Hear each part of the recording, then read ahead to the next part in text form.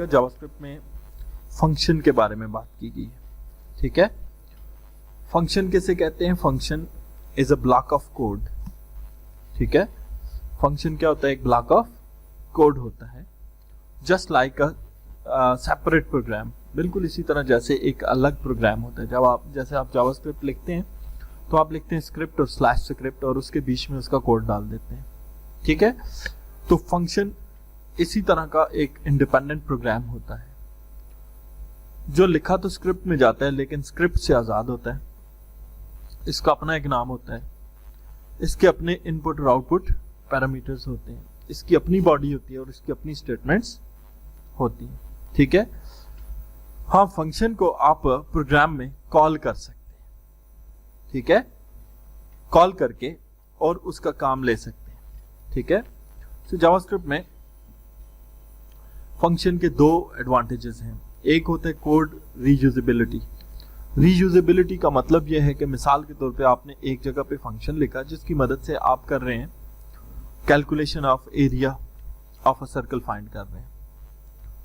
आपने प्रोग्राम में 10 जगह पे एरिया कैलकुलेशन करनी है, तो आपको 10 जगह वही सारी स्टेटमेंट्स लिखने की जरूरत नहीं, सिर्फ फंक्शन को क्या कर देंगे?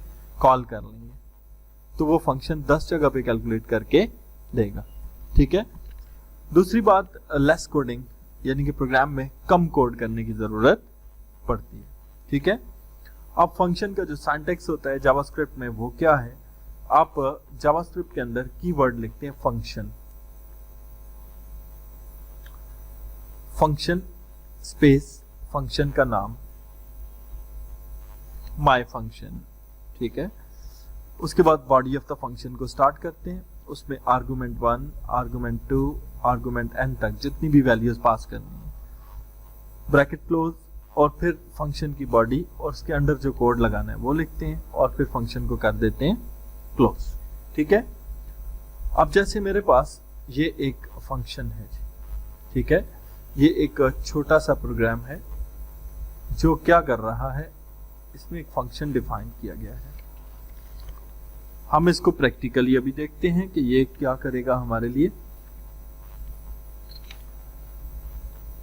हमने क्या किया जी, एक प्रोग्राम बनाया जिसमें हमने HTML की बॉडी में एक स्क्रिप्ट लिखा।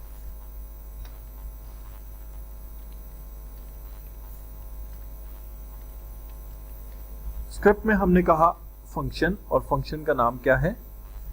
मैसेज। फंक्शन की बॉडी के अंदर हमने क्या किया? अलर्ट के जरिए मैसेज कर दिया, hello this is a message. Function को कर दिया क्लोज। यहां पे फंक्शन का काम हो गया खत्म। ठीक है, अब ये है फंक्शन डेफिनेशन। अब हमने क्या किया? स्क्रिप्ट को क्लोज कर दिया, बॉडी के अंदर हमने एक बटन लगाया। ठीक है, और बटन के ऊपर हमने क्या करना है जी, मिसाल के तौर पे वैल्यू। ठीक है, बटन के ऊपर वैल्यू में दे देता हूं click here to continue, click here to continue. ठीक है, और उसके अंदर मैंने कॉल किया, ऑन क्लिक पे मैंने किसको कॉल किया? मैसेज को। ठीक है, कि कोई बंदा बटन पे क्लिक करे तो वो वाला मैसेज फंक्शन चले। ठीक है, अब मैं इसको सेव करता हूं function1.html के नाम से, और एग्जीक्यूट करके चेक करते हैं क्या हमारे फंक्शन ने वो रिजल्ट दिया जो हमने इससे डिमांड किया था।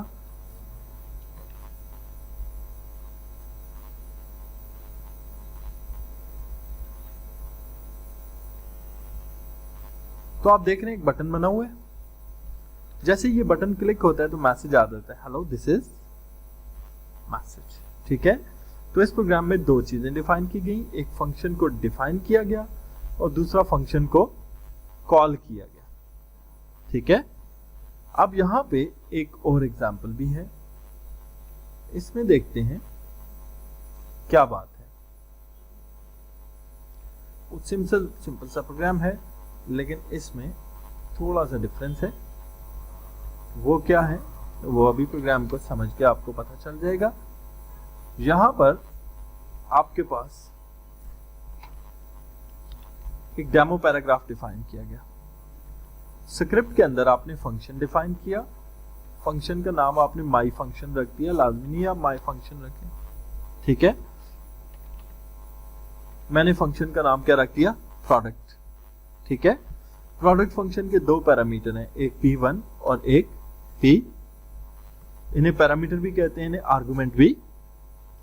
आर्गुमेंट या पैरामीटर का मतलब क्या है, वो वैल्यू जो एक फंक्शन के अंदर पास की जाए, ठीक है। और रिटर्न स्टेटमेंट है। रिटर्न स्टेटमेंट में आपने कहा क्या कर दो, P1 को मल्टीप्लाई कर दो किसके साथ, P2 के साथ, फंक्शन को क्लोज कर दिया। आपने दो नंबर्स को मल्टीप्लाई करने के लिए एक फंक्शन डिफाइन किया, फिर आपने document dot gate element by ID demo dot inner HTML में कॉल कर लिया किसको, इस फंक्शन को। फंक्शन का नाम मैंने क्या रखा हुआ है, प्रोडक्ट, ठीक है। और प्रोडक्ट में आप कहते हैं मुझे टेबल निकाल के दो, 14 मल्टीप्लाइड बाय 3 करके दो। P1 में मैंने 14 पास कर दिया और P2 में मैंने 3 पास कर दिया। अब ये था आपका पैरामीटर और ये है आर्गुमेंट, वो वैल्यू जो पैरामीटर के अंदर पास की गई, ठीक है। अब मैं फंक्शन को सेव करता हूं, function2.html के नाम से, और जाके रिजल्ट देखते हैं प्रोग्राम का। तो 14 3 42, आपको एग्जैक्टली करेक्ट रिजल्ट मिल रहा है, ठीक है। तो इससे हमें पता चला कि एक फंक्शन में आर्गुमेंट कैसे पास किए जाते हैं और फंक्शन के पैरामीटर्स क्या होते हैं। नीचे मैंने इसी चीज को डिफाइन किया कि फंक्शन का आर्गुमेंट क्या होता है। आर्गुमेंट किसे कहते हैं, वो वैल्यू जो आप किसी फंक्शन में पास करते हैं उसको उसका आर्गुमेंट कहा जाता है, ठीक है। और यहां भी मैंने एक प्रोग्राम बनाया है। इस प्रोग्राम में मैंने एक सिंपल सा काम किया हुआ है। लेट्स सी क्या काम किया हुआ है। इस प्रोग्राम को अंडरस्टैंड करने के लिए मैंने बॉडी के अंदर आके इसका कोड पेस्ट किया। स्क्रिप्ट में फंक्शन गेट क्यूब और आगे उसके अंदर मैंने क्या पास कर लिया, नंबर, ठीक है। अब नंबर एक वेरिएबल का नाम है, ठीक है।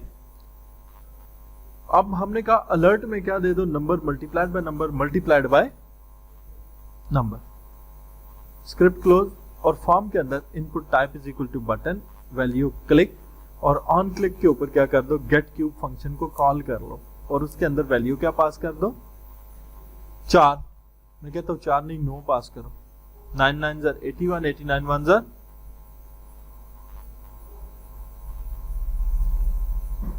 729 आंसर आना चाहिए, ठीक है। प्रोग्राम को कर देते हैं सेव। function3.html। तो ये जो प्रोग्राम है हमें रिटर्न करके देगा 9 का क्यूब। देख लें 729 आंसर आपके सामने आ रहा है। इट मीन्स प्रोग्राम ने कि जब आप किसी फंक्शन से वैल्यू रिटर्न करते हैं तो कैसे करते हैं, इसके लिए हम रिटर्न स्टेटमेंट का इस्तेमाल करते हैं। यहां मैंने इस प्रोग्राम के अंदर रिटर्न स्टेटमेंट का इस्तेमाल किया हुआ है। लेट्स सी कैसे इस्तेमाल किया हुआ है। डॉक्यूमेंट टाइप HTML बॉडी, यहां पर आके हमने एक डेमो पैराग्राफ डिफाइन किया। Paragraph ID is equal to demo और पैराग्राफ खाली है। यहां पे फंक्शन डिफाइन किया और उसका नाम क्या रख दिया, टू सेल्सियस। हम फ़ारेनहाइट टेम्परेचर को सेंटीग्रेड में कन्वर्ट कर रहे हैं, ठीक है। और इसका पैरामीटर मैंने क्या पास किया, फ़ारेनहाइट, ठीक है। प्रोग्राम को फंक्शन को स्टार्ट किया और रिटर्न स्टेटमेंट में मैंने फ़ारेनहाइट का फार्मूला लिख दिया। सेंटीग्रेड को फ़ारेनहाइट में बदलने के लिए 5/9 मल्टीप्लाइड बाय F-32 फिजिक्स का फार्मूला है, वो लिखा हुआ है, ठीक है। फंक्शन क्लोज कर दिया। Document dot gate element by ID demo dot inner HTML में मैंने कॉल कर लिया किसको, सेल्सियस को, और उसमें हम कहते हैं जी मिसाल के तौर पर हमारे पास है जी 99 डिग्री फ़ारेनहाइट है, उसका सेंटीग्रेड हमने बनाना। प्रोग्राम को करते हैं सेव करके हमें रिजल्ट पता चलेगा। मैंने इसका नाम रख दिया जी फंक्शन .html। इस प्रोग्राम ने हमें रिटर्न के तौर पर दे दिया 37.22, ठीक है, यानी इसने 99 डिग्री को फ़ारेनहाइट में कन्वर्ट करके हमें दिखा दिया, ठीक है। यह हो गया जी फंक्शन का हमारे पास एक और प्रोग्राम, जिसमें हमने फंक्शन में रिटर्न स्टेटमेंट का यूज करके एक फॉर्मूला रिटर्न करवाया, ठीक है। इन द सिमिलर पैटर्न आप के पास एक और चीज आ गई कि फंक्शन ऑब्जेक्ट, जावास्क्रिप्ट के फंक्शन को आप ऑब्जेक्ट भी कह सकते हैं, ठीक है। तो फंक्शन एक कंस्ट्रक्टर होता है जिससे आप कोई भी ऑब्जेक्ट क्रिएट कर सकते हैं। तो उसके लिए आप क्या करते हैं जी, इसका सिंटैक्स है न्यू फंक्शन और उसके आर्गुमेंट पास करते हैं और फिर फंक्शन की बॉडी लिखते हैं, ठीक है। अब जावास्क्रिप्ट में फंक्शन के मेथड कौन कौन से हैं? अप्लाई का मेथड है, ठीक है। अप्लाई का मेथड किस लिए होता है? It is used to call a function that contains the value of a single array, ठीक है। बाइंड का मेथड है used to create a new function. Call का मेथड है किसी फंक्शन को कॉल करने के लिए। टू स्ट्रिंग का मेथड है किसी फंक्शन को स्ट्रिंग में कन्वर्ट करने के लिए, ठीक है। अब यहां पर हमने एक छोटी सी एग्जांपल ली है जिसमें हमने ये कहा कि script value add new function. अब न्यू जब कीवर्ड इस्तेमाल हो गया तो इसका मतलब है कि ये हमने क्या किया है, एज अ ऑब्जेक्ट इस्तेमाल किया है। नंबर 1, नंबर 2 और रिटर्न नंबर 1 प्लस नंबर 2। हम यहाँ पे 5 डाल देते हैं, यहाँ पे 10 डाल देते हैं, तो यहाँ पे क्या रिटर्न होगा? 15, ठीक है। फिर डॉक्यूमेंट डॉट राइट एलन के अंदर हमने ऐड करवा लिया 2 और 5, उसकी जगह 2 वैल्यूज दे दी, तो हमें पहले 2 देगा, फिर 5 देगा और फिर दोनों को प्लस करके 7 आंसर दे देगा, ठीक है। सिमिलरली यहाँ पर पावर फंक्शन में 2 नंबर्स और फिर उनकी मैथ्स पावर निकाल दी, ठीक है।